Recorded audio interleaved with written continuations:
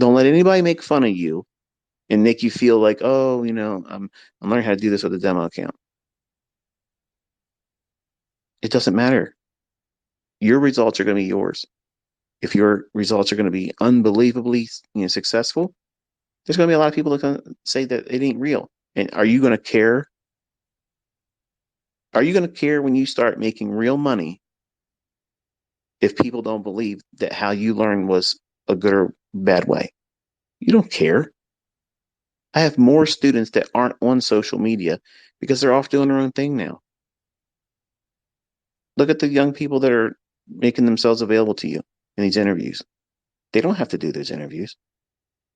They're interviewed by these companies. I don't own those companies. We don't have some kind of conspiracy together. I mean, you've heard me talk really in a very low key anti approach to funded accounts. If you heard what I was saying earlier, like I'm not a fan of them, even though I have profitable students that use them. I'm not a fan of them. That's why I will never do business with any of them. I will never have an affiliation with them. I will never say, go and join this funded account and blah, blah, blah. And here's a 20% off type thing. I don't want affiliations. And when I tell you something, it's my honest opinion. No one has influenced me. They're not paying for my opinion. I will never have my opinion paid for. And I never I represent no broker whatsoever. Period.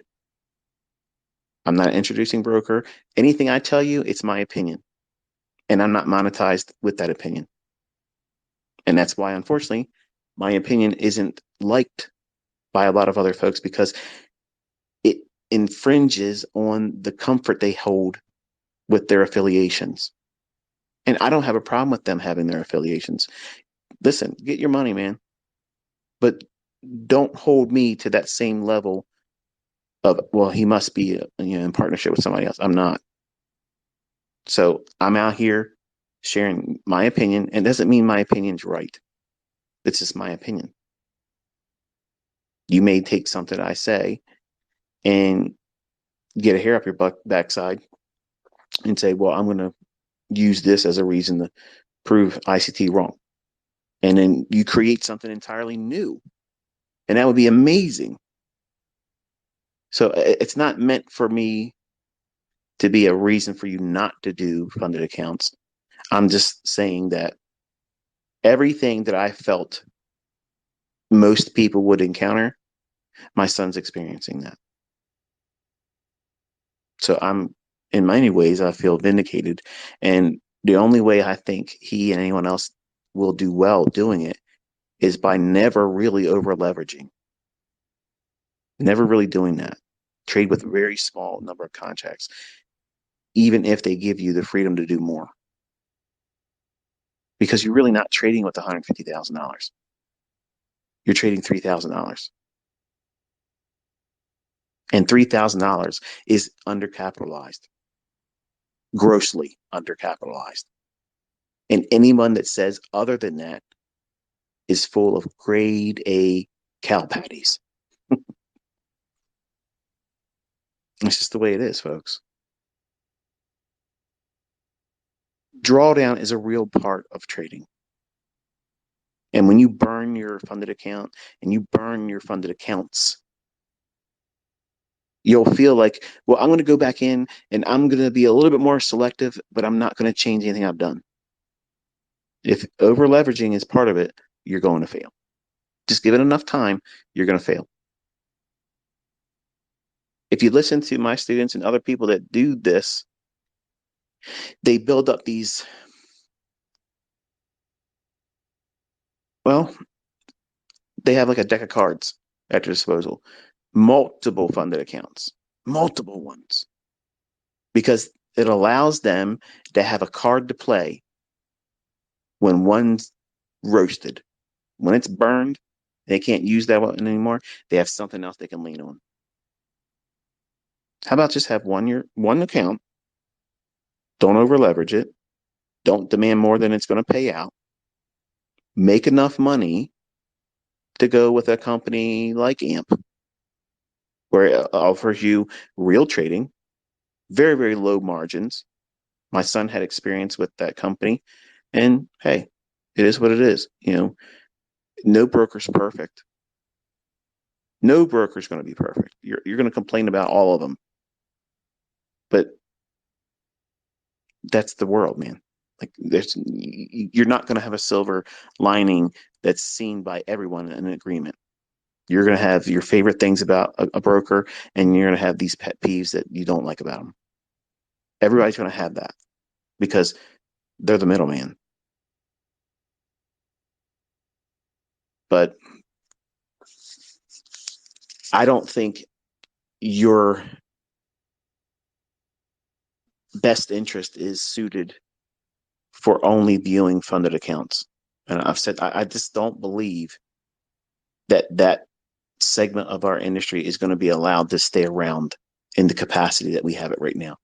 And that's the reason why they're doing what they can to get what they can from whoever's willing to give it to them, because the time is probably limited for them to do what they're doing. So if you're going to do that, do it the right way. Don't over leverage it.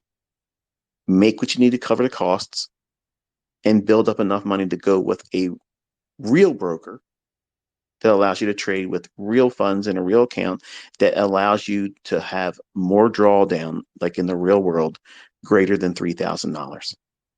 Because $3,000 is nothing, literally nothing. I spent $3,000 this morning just shopping for things that would never really cost that much 5 years ago. But if I want to stock up on stuff, that's what it costs now. But $3,000 in trading, you were really undercapitalized, and you're paying monthly dues to be undercapitalized, and you can't trade past 4 o'clock. When, hey, sometimes earnings season, you'll see moves that are after hours, right? You'll never be able to capture any of that. Now, is that a deciding factor that should keep you from doing funded accounts? Probably not. But it's something that a real brokerage account doesn't place a limit on. So just food for thought. I could have him in a stage 2 funded account like that. No problem at all. Easy peasy, lemon squeezy. But he's going through something. And I have to let the natural order of things push him to a point where he has to identify what he's doing isn't going to work. And today I proved that what I teach and what I do does in fact work. Even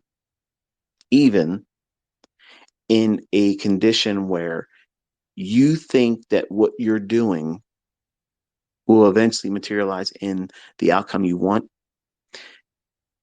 you probably don't have the resources, the patience, or the money to keep resetting until that thing unfolds like you hope it will.